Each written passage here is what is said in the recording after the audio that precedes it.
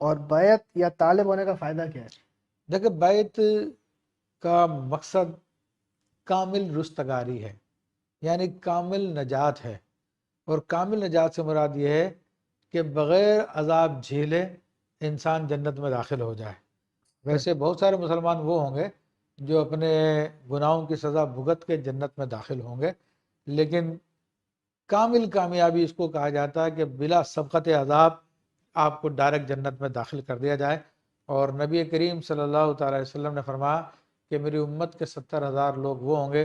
جو نہ حساب کے دیکھیں گے نہ کتاب دیکھیں گے، اپنے قبروں سے اٹھا کے ڈائریکٹ جنت میں داخل کر دیے جائیں گے، اور ان میں سے ہر ایک کے ساتھ 70,000 لوگ ہوں گے۔ اللہ تو یہ بیعت کرنے کا مقصد یہی ہوتا ہے کہ انسان بلا سبقت عذاب جنت میں داخل ہو جائے، اللہ تبارک و تعالیٰ کا خصوصی قرب حاصل کر لے، جو زندگی کا مقصد اللہ نے بیان فرمایا اس مقصد کو انسان حاصل کر لے۔ ماشاءاللہ۔ اور طالب ہونے کا مقصد یہ ہوتا ہے کہ کسی اور بزرگ سے بھی آپ فیض لیں،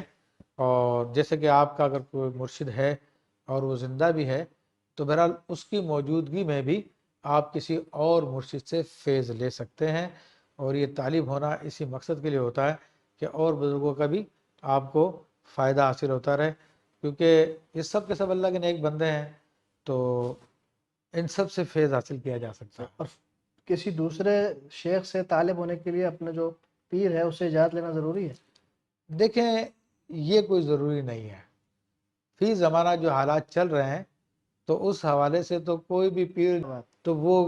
کیونکہ ان کا مقصد کوئی دنیا بنانا یا شہرت حاصل کرنا یا مال کمانا نہیں ہوتا تھا، ان کا مقصد تو بندوں کو اللہ تک پہنچانا ہوتا تھا۔ صحیح۔ تو اس حوالے سے ہاں البتہ کوئی راہ سلوک طے کر رہا ہے اور واقعی ایسا آدمی جو راہ سلوک طے کروا رہا ہے صحیح تو اس کے اندر یہ احتیاط ہوتی ہے کہ اپنی توجہ ایک طرف رکھے، صحیح اور اپنی توجہ ایک طرف رکھے، جب اس سے پورا فیض حاصل کر لے تو پھر دیکھے کہ اب ترقی رک گئی ہے، اب معاملات میرے آگے نہیں بڑھ رہے ہیں،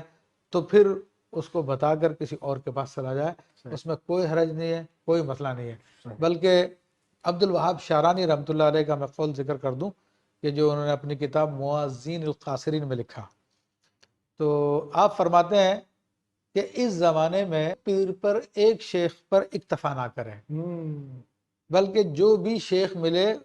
اس کی صحبت میں بیٹھ کے اس سے فیض لے، اور یہ امید رکھے کہ مجھے اس سے فائدہ پہنچے گا، کیونکہ یہ بھی اللہ کی طرف بلانے والا ہے۔ سبحان اللہ۔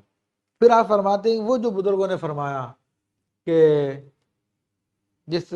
کہ یک درگیر محکم گیر، جی ہاں۔ کہ ایک دروازہ پکڑو اور وہی مضبوط پکڑ لو، بس اسی میں کامیاب ہو جائے گی۔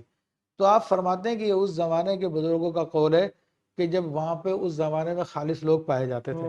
اور جو واقع اہل اللہ تھے، اور ان کی شان یہ ہوا کرتی تھی، کوئی مرید ہونے کے لیے آتا تھا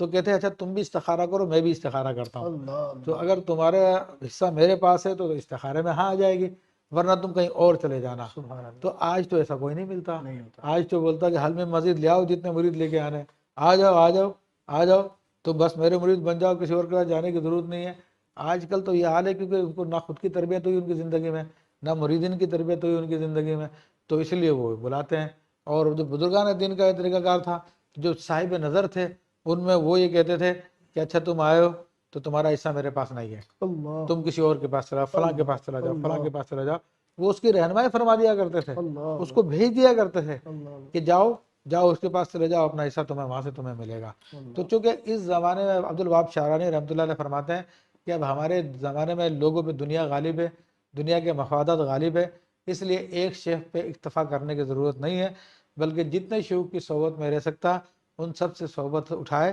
اور یہ امید رکھے کہ اللہ تعالیٰ مجھے ان کے ذریعے نفع عطا فرمائے گا۔ اللہ اکبر، کیا بات ہے، سبحان اللہ۔